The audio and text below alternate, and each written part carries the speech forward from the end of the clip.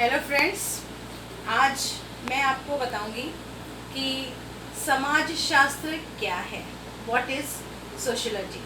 देखिए, जहाँ तक मुझे जानकारी है, भारत के विद्यालयों में समाज शास्त्र विषय की जो शिक्षा है या समाज शास्त्र विषय की पढ़ाई वो 11वीं या 12वीं कक्षा से शुरू होती है।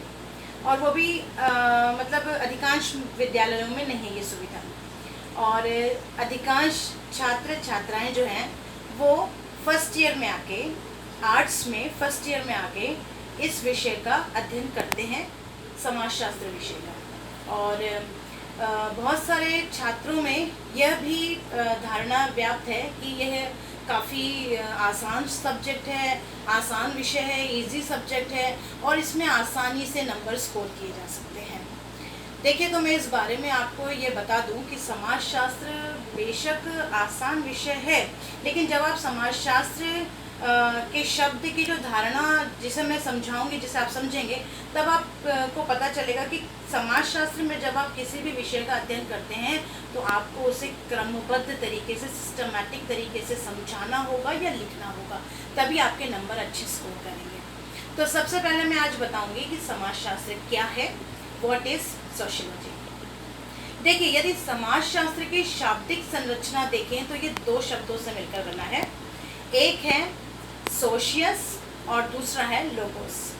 सोशियस अर्थात समाज या लोगों का समूह, कंपेनियन विद अदर्स, और दूसरा है लोगोस जिसका तात्पर्य है विज्ञान या शास्त्र। यदि इन दोनों शब्दों को मैं मिला दूं तो समाजशास्त्र का अर्थ होता है लोगों के समूह का अध्ययन करने वाला शास्त्र, अर्थात समाज का अध्ययन करने वाला शास्त्र या समाज का वैज्ञानिक अध्ययन करने वाला शास्त्र जो है समाजशास्त्र है। अब जब हम समाजशास्त्र विषय ले लेते हैं तो उसी तरह हमें समाज का वैज्ञानिक तरीके से अध्ययन करना आवश्यक हो जाता है, क्रमबद्ध और व्यवस्थित अध्ययन करना आवश्यक हो जाता है। साथ ही उसी तरीके से हमें लिखना भी पड़ता है एग्जाम में, तभी नंबर हमारे स्कोर के आते हैं।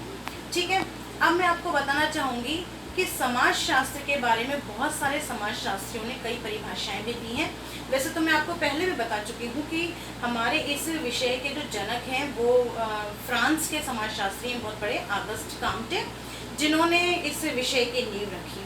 और इसी कड़ी में इसे बढ़ाने का जो प्रयास है वो भी मैं बता चुकी हूँ कि दुर्गम जी ने किया है।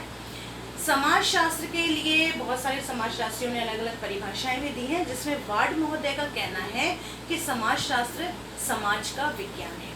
या फिर मैकाइवर एवं पेज इसकी बहुत ही सरल परिभाषा देते हैं और कहते हैं कि समाज सामाजिक संबंधों का जाल है। जाल का मतलब जो ताने बाने से गुथा हुआ है।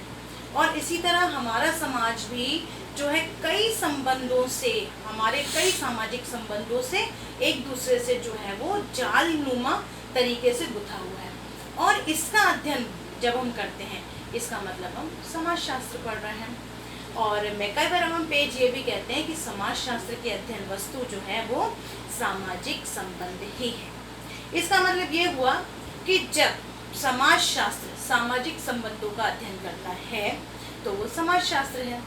लेकिन मैं आपको यहाँ बता दूं कि ऐसा शास्त्र जो समाज का व्यवस्थित, क्रमबद्ध तरीके से अध्ययन करता है, सिस्टमैटिक तरीके से अध्ययन करता है, तो वो समाजशास्त्र कहलाता है। अब समाज का मतलब संपूर्ण समाज है।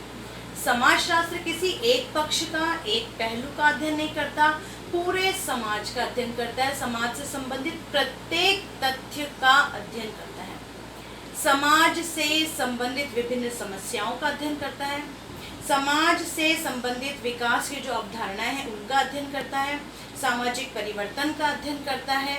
जैसे अब आपको सीधे शब्दों में बताऊं कि समाज का निर्माण कैसे होता है। समाज का निर्माण होता है व्यक्तियों के समूह से, संस्थाओं से, समितियों से, समुदायों से, इन सभी से मिलकर जो है समाज का निर्माण होता है। और जाहिर सी बात है कि हम समाजशास्त्री हैं, अगर आप समाजशास्त्री हैं या समाजशास्त्र का अध्ययन कर रहे हैं तो आपको इन्हीं सभी समितियों का, संस्थाओं का अध्ययन करना पड़ेगा, अर्थात मनुष्य के व्यवहारों का, उनकी क्रियाओं का अध्ययन करना पड़ेगा, और तभी आप एक अच्छे समाजशास्त्री कहलाएंगे और आपका अध्ययन जो होगा वो तटस्थ होगा। अब मैं आपको बताना चाहूँगी, जैसे कि मैंने आपको शुरू में कहा था कि समाजशास्त्र जो है वो दो शब्दों से मिलकर बना है, समाज प्लस शास्त्र। जब इन दोनों को साथ में रख देते हैं तो समाज शास्त्र, अर्थात समाज का न केवल अध्ययन करने वाला बल्कि समाज का वैज्ञानिक, समाज का व्यवस्थित, समाज का क्रमबद्ध अध्ययन करने वाला शास्त्र जो है वो समाज शास्त्र है। यूं तो हम अपने आसपास जो है कई व्यक्तियों से घिरे हुए हैं और इसका मतलब ये है कि हम समाज में शुरू से रह रहे हैं, लेकिन क्या कभी हमने समाज को पढ़ने की कोशिश की? क्या कभी हमने समाज का अध्ययन करने की कोशिश की? तो यदि आपने समाजशास्त्र विषय लिया है तो आपके पास बहुत अच्छे अवसर हैं समाज को करीबी से जानने का, समाज की समस्याओं को करीबी से जानने का, समाज से संबंधित कई समस्याओं के शोध करने का और समाज से संबंधित इस समस्याओं के निराकरण के उपाय भी आप प्रस्तुत कर सकते हैं यदि आप समाजशास्त्री हैं तो। क्योंकि जब हम समाजशास्त्र पढ़ते हैं तो हम समाज का गहराई से, बारीकी से, निष्पक्षता से, तटस्थता से उसका अध्ययन करते हैं और उसी से संबंधित विभिन्न समस्याओं का अध्ययन करते हैं और उसके विकास में आ रही बाधाओं का अध्ययन करते हैं। कुल मिला के यदि हम समाजशास्त्र विषय को चुनते हैं तो ये आपके लिए एक बहुत अच्छा सब्जेक्ट है। इसके भविष्य में कई संभावनाएं भी हैं और ये वाकई में बहुत अच्छा सब्जेक्ट है। मैं बता दूं, ये व्यवहारिक और प्रायोगिक दोनों सब्जेक्ट हैं और आप जब अपने चारों ओर व्यक्तियों से घिरे हो तो इसका मतलब आपकी प्रयोगशाला जो है वो पूरा समाज है। आप कई प्रकार की समस्याओं का, कई प्रकार की सामाजिक घटनाओं का, कई प्रकार के सामाजिक व्यवहारों का अध्ययन कर सकते हैं। तो मैंने अभी आपको बताया कि समाजशास्त्र विषय क्या है, वो कौन से दो शब्दों से मिलकर बना है और यदि आपने समाजशास्त्र विषय लिया है और आपको समंजस है कि आपने सही सब्जेक्ट नहीं लिया है तो मैं आपको सचेत कर दूं कि आपने वाकई में बहुत अच्छा सब्जेक्ट लिया है, बस आवश्यकता है इसे अच्छी तरह से समझने की। फिर मिलूंगी मैं किसी नई अवधारणा के साथ। धन्यवाद।